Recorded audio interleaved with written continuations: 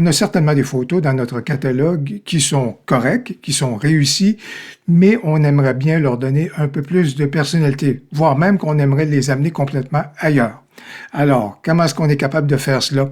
Je dois vous dire que les textures sont souvent un outil qui est très intéressant pour amener nos photos justement dans un autre rendu et faire de la photo composite. Alors aujourd'hui, je vais profiter de On1 Effects 2025, mais vous pourriez utiliser Photoshop ou n'importe quel autre logiciel de retouche photo qui vous permet l'utilisation de calques et de masques pour que justement on puisse prendre des photos comme celle-ci et l'amener dans un rendu comme celui-ci. Et bien voilà donc ce qu'on examine maintenant. Moi, j'aime bien me tourner vers le logiciel de On1 pour travailler les textures parce qu'à l'intérieur du logiciel, il y a justement un filtre qui est consacré à celle-ci. Alors, c'est un outil qui est très intéressant. Et autre chose également, On1, souvent, sur une base mensuelle, nous propose des gratuités qu'on est capable de télécharger et souvent, on va nous proposer des textures qu'on va être capable de greffer dans notre bibliothèque, donc, de textures. Alors, je vais tout de suite me tourner vers l'outil en question qui s'appelle Texture. Et là, d'entrée de jeu, à ce moment-là, on est capable de regarder la texture qui est là par défaut, mais je vous dirais, on est capable également d'aller dans différentes catégories grâce au téléchargement qu'on est en mesure de faire ou encore de textures qu'on est capable de collectionner soi-même. Alors, à ce chapitre-là, le premier élément que je vais apporter et la première texture que je vais apporter, c'est au niveau des ciels. Et justement, je vais m'appliquer à pas remplacer le ciel, mais plutôt appliquer une texture de ciel. C'est donc une stratégie qui est différente par rapport donc, si vous voulez, à une modulation qu'on pourrait faire au niveau de la photo composite. Alors, à ce chapitre-là, par exemple, je vais me tourner vers un ciel qui est un peu plus menaçant, je vous dirais, comme celui-ci, mais l'angle du ciel n'est pas le bon. Alors, voilà donc pourquoi c'est intéressant d'avoir un outil qui est spécifique, donc, et qui nous permet de travailler. Je suis en mesure de faire une rotation, donc, de la texture et de l'amener dans ce rendu-ci, ce qui me plaît beaucoup plus. Et non seulement ça, au niveau du mode de fusion de la texture avec la photo, je vais aller vers quelque chose qui est un peu plus prononcé. Dans ce cas ici, présentement, on est en mode subtil, mais si je peux aller donc vers un mode plus léger ou encore plus sombre, voilà vers quoi je vais me diriger, ou encore je peux remplacer donc la texture ou si vous voulez la photo davantage par la texture. Alors dans ce cas ici, je vais aller vers plus sombre. À la lueur de ce changement-là, il y a différentes possibilités que j'ai à ce moment-là pour moduler le rendu. Mais là, vous avez pu constater que la texture s'applique donc à la pigarde. On peut faire le choix de dire non, je ne veux pas que la texture s'applique donc à la pigarde. Et je vous dirais le piège qu'on pourrait avoir juste ici, c'est de se tourner vers les masques à ce moment-là et surtout en intelligence artificielle et lui dire absolument, je veux qu'à ce moment-là, si vous voulez, la texture s'applique partout, sauf à la pigarde. Alors, à ce moment-là, ce serait donc d'effacer juste ici. Et voilà donc le rendu qu'on va avoir à partir du moment que le masque il est créé et c'est quelque chose qui ne fonctionne pas. Vous voyez que le rendu est peu intéressant. Oui, bien sûr, ça libère l'oiseau de la texture, mais c'est pas un rendu là, qui est intéressant. Et dans ce cas ici, à mon avis, il faut faire le choix et le sacrifice, je vous dirais, d'appliquer un peu de texture à ce moment-là sur l'animal pour que ça puisse se fusionner correctement, donc avec la texture qu'on veut appliquer. Comment est-ce qu'on va y parvenir? Grâce à un pinceau et à ce moment-là, en travaillant avec une opacité qui est modérée. À partir de maintenant, je vais donc travailler avec un pinceau. L'opacité va être autour de 50%, la progressivité va être de 100% et je vais augmenter la taille donc de mon pinceau. Et c'est pour dire que je vais donc me promener partout sur l'oiseau afin d'éliminer les traces donc de texture que je viens d'appliquer à ce chapitre-là. Et là, je suis donc capable d'y aller là et je suis également capable de zoomer un peu plus donc au niveau donc de ma scène pour faire un meilleur travail, réduire la taille à ce moment-là de mon pinceau et surtout à ce moment-là m'assurer d'aller regarder des éléments où je suis en mesure de soustraire des trucs du genre. Il ne s'agit pas, dans ce cas-ci, ce que je ne cherche pas, c'est d'arriver à un découpage qui est parfait par rapport à mon oiseau. Pas du tout.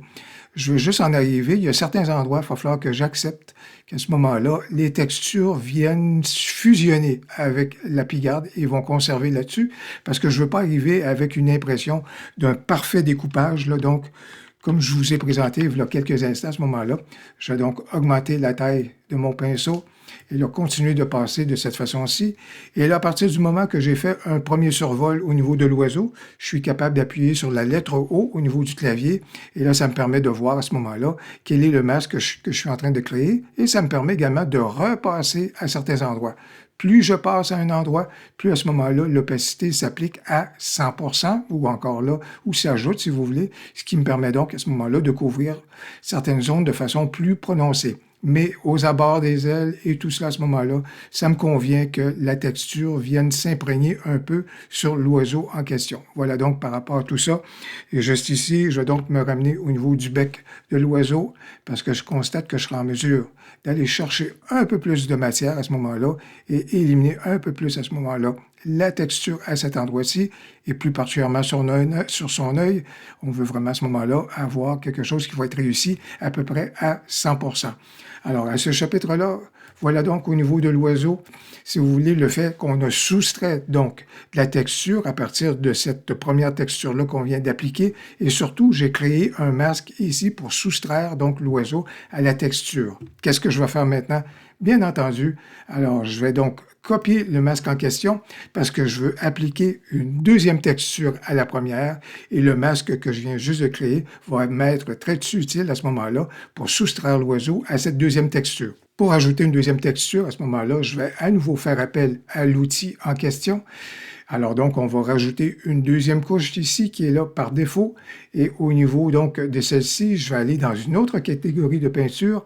Alors dans ce cas-ci, je vais me tourner vers Color Burn qui est juste là. Et dans Color Burn, on a vraiment des trucs qui sont très intéressants. Ce sont des textures qu'on a été en mesure de télécharger à partir du site de ON1. Et au niveau de Color Burn, alors là, je vais donc me tourner vers quelque chose qui serait dans ce registre-ci, comme vous pouvez donc le constater. Alors, si je regarde, voici donc ce que ça a apporté. C'est donc un éclairage qui vient s'apposer sur l'oiseau, mais ça vient justement créer un certain effet vignettage dans le bas de la photo. Ça me plaît bien, ça me plaît énormément. Alors, à ce chapitre-là, ça c'est tout à fait correct, mais encore une fois, si vous regardez, et surtout si je remplace donc ma photo par la texture, vous voyez combien celle-ci vient recouvrir à ce moment-là l'oiseau. Alors, je vais quand même la garder en mode subtil dans ce cas ici, mais ce que je vais faire, je vais activer donc le mode de masque au niveau donc de l'outil en question. Et là ici, je vais appliquer le masque si vous voulez, que j'avais fait créer précédemment. Vous voyez comment ça vient soustraire l'oiseau. Encore une fois, j'ai juste besoin d'appliquer sur la lettre O pour que vous puissiez voir comment le masque s'applique et ça vient soustraire donc l'oiseau à la texture que je viens juste d'apposer. Alors, à ce chapitre-là, voici donc l'effet sans la texture sur la photo et voici donc l'effet qu'apporte la texture à ce moment-là et ça me convient très bien. Au final, voici donc le rendu des deux textures sur ma photo et je vous dirais que c'est une stratégie qui peut être intéressante plutôt que se tourner vers le changement de ciel, par exemple, qui va nous amener toujours un certain découpage au niveau de notre sujet, puis on a à corriger la chose. Mais le fait d'appliquer une texture, si vous regardez au niveau du rendu autour de l'oiseau, c'est très flatteur, c'est quelque chose qui ne paraît pas et on accepte, dans ce cas-ci, encore là, c'est un compromis, on accepte le fait que la texture vient s'appliquer légèrement à ce moment-là aux abords donc de notre sujet. Alors, au début, on avait donc cette photo-ci et grâce aux deux textures que je viens juste de vous montrer, on a obtenu ce rendu-ci. J'espère que vous avez apprécié la vidéo et ce tutoriel sur les éléments qui peuvent être intéressants lorsqu'on travaille avec des textures pour donner un autre rendu à nos photos. J'espère que vous avez aimé la vidéo. Si c'est le cas, n'hésitez donc pas à cliquer sur j'aime et surtout, n'hésitez pas à commenter. J'ai bien hâte de vous lire. Au plaisir, à la prochaine.